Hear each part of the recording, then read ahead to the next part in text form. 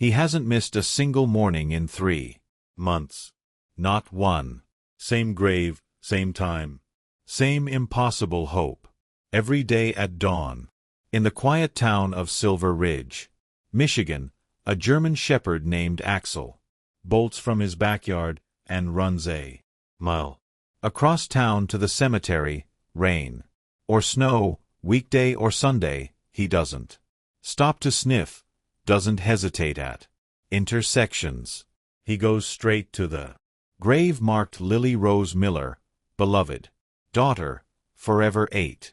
And he digs, not randomly, not playfully, with purpose, with grief, with something that looks a whole lot like desperation. First it was just Axel, one dog scratching obsessively at a child's grave, like he was trying to dig her back from the dead. But now there are 10 of them. 10 dogs, different breeds, different families, all gathering at dawn like it's church. Their paws tear at the same small patch of earth as if they know something the rest of the town doesn't. And maybe they do. You ever see a dog cry? You will stay with us because this story isn't just about a girl who vanished. It's about a dog who never gave a hand a secret that was never meant to be unearthed. 6 months earlier, Lily Miller had been declared drowned at Maple Creek Lake, a place where children swam every summer, and no one ever thought to fear. Her body was never recovered. There were tears. There were casseroles. There was a funeral with an empty casket. Her parents, Jacob and Emily, placed Lily's favorite books, a teddy bear, and a handmade bracelet inside, then buried her without truly believing she was gone. Axel, who'd been Lily's best friend since her 8th birthday, had to be sedated at the burial.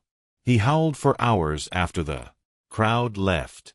Neighbors said they'd never heard anything like it, that it didn't sound canine, that it sounded human.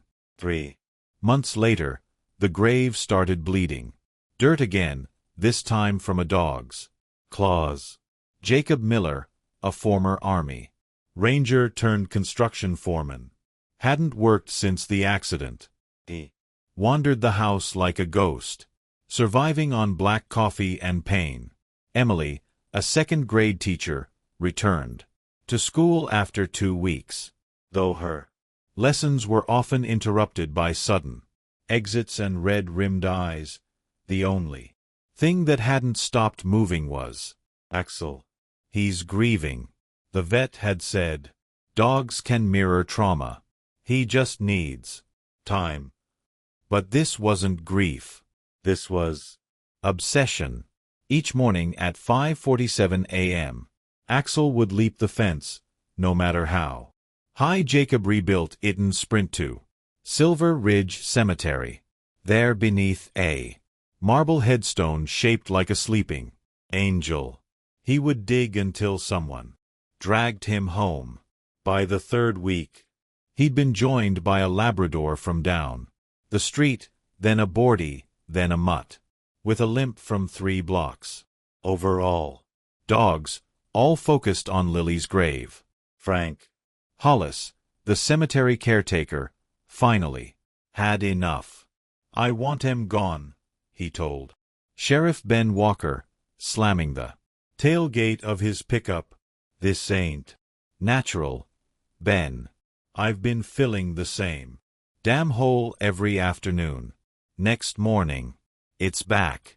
Sheriff Walker stood quietly by the fence, watching the pack of dogs dig in eerie unison. Look at em, Frank muttered. They're not barking, not growling, just working like they know what's down there. Walker didn't answer. He just stared at the one dog he couldn't ignore. Axel. The German shepherd paused in his digging, glanced up, and locked eyes with the sheriff. There was no fear in those amber eyes. No aggression, just a question. Why aren't you listening? Want more stories like this? Subscribe now to Heroes for Animals, where the animals aren't just companions. They're the ones who uncover what we can't. Emily Miller tried to explain it to her students. The way you might describe a bad dream. Still waits by her door, she said to a fellow teacher during lunch. He listens, like he expects her voice. She didn't say that Axel had stopped eating his kibble or that he'd begun sleeping in Lily's closet curled around her shoes, like they still had her scent.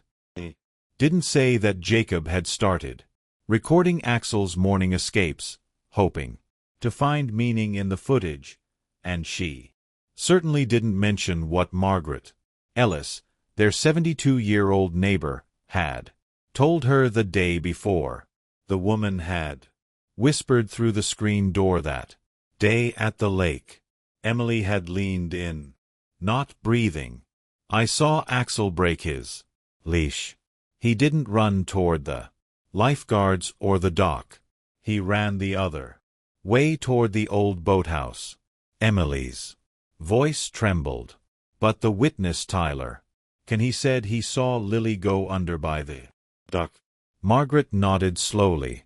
He pointed. Yes, got everyone looking that way. But your dog, he wasn't fooled. The drowning had been quick. According to Tyler Kane, a newcomer to town, he claimed to have been walking along the shore when he spotted a child struggling past the buoys.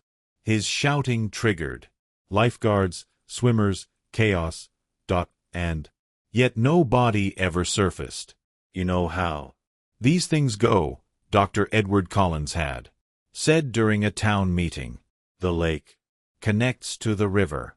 The current could have taken her. He signed the death certificate without a corpse. But now, 6 months later, a growing number of people were starting to whisper what Sheriff Walker had never stopped believing. Lily didn't drown. Maybe she disappeared. And maybe just me, a dog named Axel, had known it all along. Jacob sat on the porch that night, watching Axel gnaw a hole through the screen door in frustration. I've locked him in every room, every garage, every damn shed, he muttered to the sheriff, who'd stopped by unannounced. He finds a way out every time. Sheriff Walker sipped his coffee, then spoke softly. I think it's time we open the casket. Jacob flinched. It's empty. Walker turned to him. You said that. But if the whole town saw it opened, if we all saw it together, maybe we stop arguing about whether these dogs are crazy. And if it's really empty? Jacob asked. Walker looked out into the dark where Axel sat at full attention, eyes fixed on the horizon. Then we're not digging up a grave, he said. We're digging up the truth. No one talked on the way to the cemetery. Sheriff Ben Walker drove his squad car slow and quiet through the early morning fog, headlights off in the back seat. Jacob Miller sat stone-faced, Axel resting his chin on Jacob's lap. The German shepherd's ears flicked with every crunch of gravel, every breath of wind. Emily rode in a separate vehicle, flanked by 2 deputies and holding tightly to her sister's hand. She hadn't wanted to come, insisted. If it's empty, we have to be there to see. We have to know. By the time they arrived, a dozen townsfolk had already gathered beyond the yellow police tape, bundled in jackets and flannel shirts, some holding thermoses, some holding each other. Word had gotten out. In a town like Silver Ridge, secrets don't stay buried long, especially not the kind dug up by dogs. The sky was low and gray, the kind of color that steals the shine off everything. The small white casket lay just beneath the sod where it had been placed 6 months ago beneath a marble angel with folded wings and the inscription Forever 8. Sheriff Walker approached the grave workers and nodded. No machinery, just shovels. They decided this had to be done by hand. The crowd hushed as the first clouds of earth came. No one moved. Even the air seemed to freeze. Axel sat quietly beside Jacob, tail still, eyes locked on the grave, like he was waiting for something. Only he could hear after half an hour of digging. The edge of the casket was exposed, mud-caked, weather-stained, but otherwise intact. Dr. Rachel Moore from the State Police stepped forward with a clipboard and gloves. "Mr. and Mrs. Miller," she said gently, "I need your permission before we open it." Jacob didn't hesitate. "Do it." Rachel nodded. She turned the latches with quiet clicks. The lid creaked open, and then the breath seemed to leave the earth. Was empty. No teddy bear, no books, no little bracelet with plastic beads and Lily's name spelled out in crooked letters. Just clean, white satin, untouched, undisturbed, as if no one had ever been inside. Emily swayed on her feet. Her sister caught her before she collapsed. Sheriff Walker's jaw clenched. He reached for his radio, but before he could speak, Axel lunged forward, dragging his leash from Jacob's grip. Everyone braced, afraid he'd dive into the casket, but he did in single quotes. Instead, Axel circled it, sniffed its edges, then sat back and let out a single soul-deep howl that rolled across the cemetery like thunder. Sound that didn't ask for permission. Sound that said, "Now, do you believe me?" Back at the sheriff's office, everything changed. "This isn't a drowning," Walker said, pacing in front of a map of the lake. "This is a missing person case. Possibly abduction, possibly staged." Deputy Holloway, young and nervous, stared at the open file folder on the table. But Tyler Kane saw her go under. "No," Walker said firmly. Tyler Kane said he saw her go under. Big difference. Detective Rachel Moore leaned over the table, flipping through Lily's original case file. "There's no body, no trace. And the death certificate was signed by Dr. Collins without physical evidence." She tapped the page. "That's sloppy at best. At worst, it's deliberate." Jacob stood in the doorway, arms crossed, still covered in dirt from the cemetery. "You think the doctor's involved?" he asked quietly. Moore shrugged. "It's too early to say, but it's clear someone tampered with that casket. We'll have the coroner test the interior for any trace DNA, but my guess the items were never placed inside at all." Emily entered the room holding something in her hand, Lily's hairbrush. "Axel brought this to me last night," she said from under her bed. He pulled 5 bristles out and buried each one in a different spot around the yard. Walker frowned. "Why 5? "No idea," she replied. "But it wasn't random. He knew exactly what he was doing." Rachel stood up. "I want to dig up those spots today." Jacob nodded. "I'll show you." That afternoon, with the sky still brooding above them, they followed Axel's buried bristles. A day. Third location, beneath a patch of ivy. Jacob struck something hard with his shovel. He bent down and pulled it out.